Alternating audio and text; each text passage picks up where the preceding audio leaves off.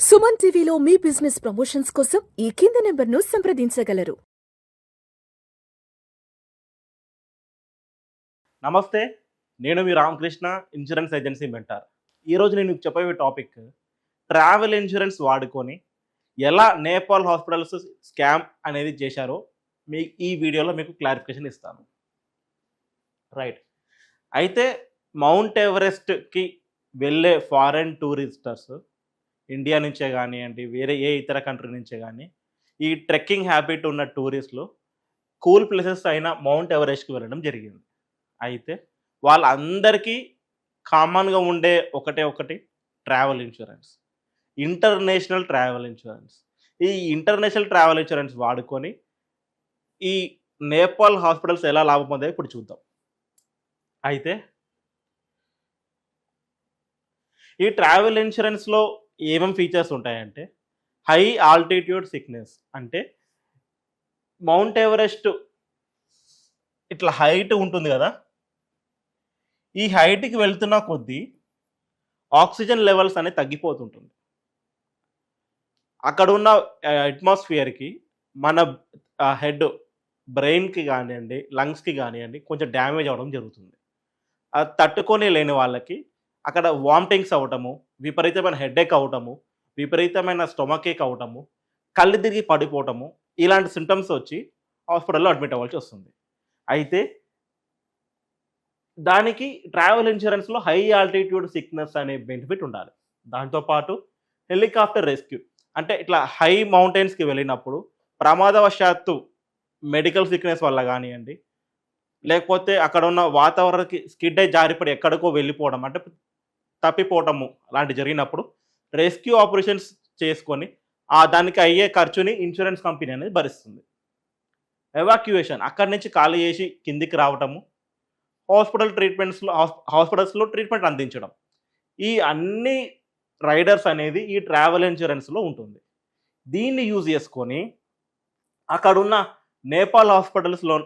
నేపాల్లో ఉన్న mount Everest దగ్గర గైడ్స్, వాళ్ళతో పాటు ఫేక్ టూరిస్ట్, వీళ్ళిద్దరూ కలిసి స్కామ్ అనేది చేశారు.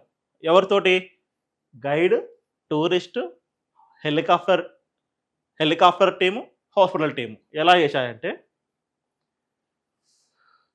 కొంతమంది టూరిస్టులతో కలిసి ఒక ఫేక్ టూరిస్ట్ వస్తాడు. ఈ ఫేక్ టూరిస్ట్ ఏం చేస్తాడంటే, ఫారెన్ నుంచి వచ్చిన టూరిస్టులకి మమేకమై ఎవరు ఈజీగా బోల్తా పడతారు, ఎవరు ఈజీగా బోల్తా పడతారు అలాంటి వాళ్ళని ఐడెంటిఫికేషన్ చేసుకొని అట్లా కొంతమంది గ్యాదర్ అయ్యి ఒక చిన్న రెస్టారెంట్ తీసుకెళ్ళి అక్కడ వాళ్ళకి ఫుడ్ అనేది పార్సల్ చేయించుకోవడం జరిగింది. అయితే ఈ మొత్తం చూసేది ఎవరు అంటే ఒక గైడ్. ఈ ఫేక్ టూరిస్ట్తో పాటు జెన్యూన్ టూరిస్టులు జత కలిసి ఈ గైడ్ అనేది ముందుకు పోవడం జరుగుతుంది. కొద్ది దూరం వెళ్ళాక ఎక్కడైతే ఇప్పుడు హెలికాప్టర్ రెస్క్యూ అయితే చేయగలుగుతుందో, ఆ హెలికాప్టర్ రెస్క్యూ చేరుకున్న ఆ రేంజ్కి రాగానే వాళ్ళందరికీ సిక్నెస్ అవ్వడం జరిగింది.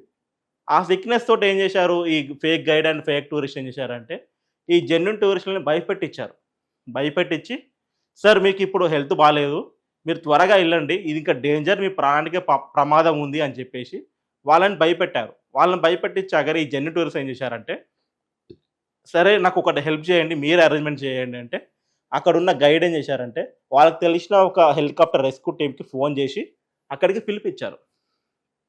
అక్కడికి పిలిపించి వాళ్ళందరినీ తీసుకెళ్ళేసి కింద ఉన్న నేపాల్లో హాస్పిటల్స్లో అడ్మిషన్ చేయించారు. హాస్పిటల్ అడ్మిషన్ చేయించి ఏంటిది, రాంగ్ ట్రీట్మెంట్, అంటే ట్రీట్మెంట్ అవసరం లేకుండా ట్రీట్మెంట్ చేయటము, ఐసీయూలో అడ్మిషన్ లేకుండా అడ్మిషన్ చేయటము, ఎక్కువ బిల్లుని క్రియేట్ చేయటము, ఇలా హాస్పిటల్ ఎక్స్పెన్సెస్ని పెంచి హాస్పిటల్ రెస్క్యూ టీమ్కి అమౌంట్ బిల్ పెంచి ఆ గైడ్, టూరిస్ట్, హాస్పిటల్, మన హాస్పిటల్ రెస్క్యూ టీమ్ అందరు కలిసేసి ఈ స్కామ్లో అనేది ఇన్వాల్వ్ అవ్వడం జరిగింది. మొత్తం అమౌంట్ వచ్చేసి సుమారు ఒక నెలలో 500 కోట్లు అనేది ఫ్రాడ్ అనేది చేశారు. ఇట్లా ఒకటే నెల కాకుండా లాస్ట్ 5 years 2022 నుంచి కూడా ఈ స్కామ్ అనేది ఇలానే కొనసాగుతుంది. ఈ ఇయర్ ఐడెంటిఫికేషన్ చేసి గవర్నమెంట్ ఏం చేసిందంటే, ఎవరైతే ఇందులో ఇన్వాల్వ్ అయ్యారో వాళ్ళందరినీ ఈ డిపార్ట్మెంట్ నుంచి తీసేసి కొత్తగా నియమించారు. ఇప్పటి నుంచి ఏంటిది, నేపాల్ గవర్నమెంట్ అనేది స్ట్రిక్ట్గా యాక్షన్ తీసుకోవడం జరుగుతుంది. Thank you.